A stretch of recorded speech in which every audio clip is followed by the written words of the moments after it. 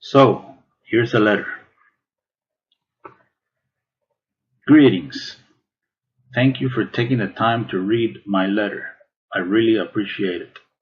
My name is Nisin R. Lopez. I'm a 43-year-old Cuban American artist based in Miami, Florida. I am contacting you in order to denounce a hideous crime that is being perpetrated against me here in the United States of America.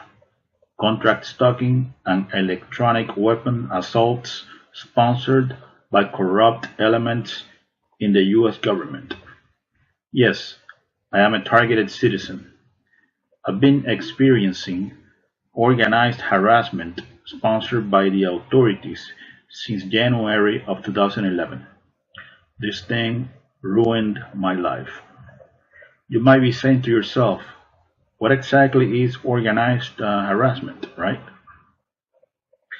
Well, this is not easy to explain, you know. One could say that contract stalking is bullying on steroids, covert harassment, organized group stalking, or community-based mobbing is pretty much a form of political repression, extrajudicial punishment. Organized stalking is a secret program of the U.S. government designed to destroy targeted individuals emotionally and psychologically through dark neurolinguistic programming and negative aversive stimuli. We're talking here about a multi-layered interagency program. Law enforcement is behind this, the intelligence community is behind this, and third-party contractors are behind this, Private security companies, mostly employ ex-military and ex-intelligence agents. As far as the organized community harassment done to me every single time I go out into the general public, the unjust systematic harassment is done by a group of people in an organized fashion, using unethical means in order to torment, preoccupy, agitate, intimidate, and terrorize the isolated victim 24/7 no matter where he goes. I'm talking about acts of provocations, street theater, invasion of space, noise campaigns, mimicking directed conversations, engineered collisions, orchestrated synchronicities, entrapment, etc. Pretty much community-based mobbing based on choice reference patterns. The targeted citizen is exposed to a stressor outside the range of usual human experience. He is terrorized 365 days a year, 24/7. He is kept in a state of anxiety and hypervigilance until he finally breaks down after years of indescribable psychological abuse. Most victims of this program end up homeless, in jail, or in psychiatric institutions, isolated with no support system, broken in spirit. So now, who are the agent provocateurs recruited by the authorities that constantly harass the targeted individual in an organized fashion? Well, they are called surveillance role players. They believe they are patriots and heroes, serving a noble cause. They come from all types of social backgrounds. These mindless automatons are brainwashed into believing that the target is a really bad person, a terrorist, a murderer, or a sex offender, like a rapist or a child molester. We're talking here about a professional character assassination campaign, a clandestine civil military operation. The command station for organized stalking is the fusion centers. We're talking here about Threat Intelligence Consortium. Overall, contract stalking is a secret, illegal, long-term, unconstitutional surveillance program designed to neutralize outspoken, politically incorrect freethinkers that are designated as enemies of the state, even if they are just innocent, harmless, law-abiding citizens that pose no real threat to anyone. Keep in mind that the targeted individual is also subjected to directed energy weapons and other forms of psychological torture. I'm talking about mind control neural weapons, remote neural influencing technology. The human test subject is implanted with highly advanced nanotechnology that enables brain-to-computer interface. This secret technology of DARPA flavor enables the handlers to link the target's unique brain signature to their supercomputer. These are some of the things they can do with this technology.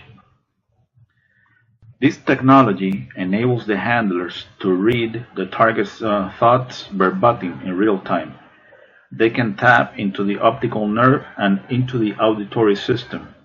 They can see what you see and they can hear what you hear. This technology allows the handlers to map out all the target's emotional states, especially negative emotions like sadness, anxiety, fear, anger, etc. They can beam these emotions back into the target anytime. They can even Google your memories. This technology can be used to implant words, phrases, images, and motion pictures into the target's psyche or natural stuff. The idea behind this is to make the target believe that those are his real thoughts when they are not, synthetic telepathy. This technology can be used to control dream cycles and sleep patterns. They can deprive the target of sleep. This technology can be used to control the muscle movement of the target, causing spasms. They can also inflict pain in any part of the body. This technology can be used to sexually manipulate the target. It can make the target feel sexual arousal, or it can sort of turn off the target's sexuality altogether. It can also be used to manipulate the hormones of the target, thus lowering and raising estrogen and testosterone levels in women and men respectively. This technology can also be used to eliminate the target with an artificial heart attack that generates no forensic evidence. Pretty amazing stuff, right? All the experiences of the human test subject are stored in a supercomputer that predicts behavior based on past choices. I think the ultimate end of this program is to create a digital clone of the target's brain. They basically got control over your thoughts, feelings, emotions, sensations, etc. Full spectrum dominance. So now, the leader of clandestine operations in the CIA, Elizabeth Kimber, she doesn't know anything about this behavioral modification program. The principal deputy director of national intelligence, Susan M. Gordon, she doesn't know this kind of thing is taking place.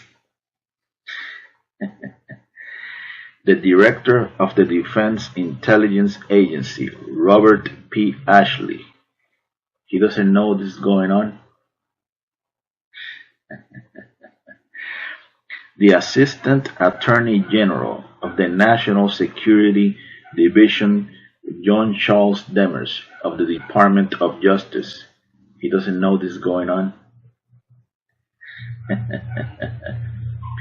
The director of the FBI's Terrorist Screening Center, Charles H. Cable, he doesn't know this is going on. The Undersecretary of Homeland Security for Intelligence and Analysis, David J. Glove, he doesn't know this is going on. Of course they all know this is going on. The puppet masters behind this personality disintegration program, they will do anything in order to justify a multi-billion-dollar national security, counterterrorism, corporate military intelligence police state complex, multi-billion or multi-trillion, who knows, Think, for example, about how much money has been invested in projects like the brain research through advancing innovative neurotechnologies. This transhumanism agenda is big business. So, let's go ahead and put this into perspective. Conclusion. On one hand, we got heavy, overwhelming, multi-layered, organized community harassment designed to drive a person crazy. Then they got a military technology based on DNA resonance that can be used to push a person over the edge, a perfected breakdown tactic on the human will.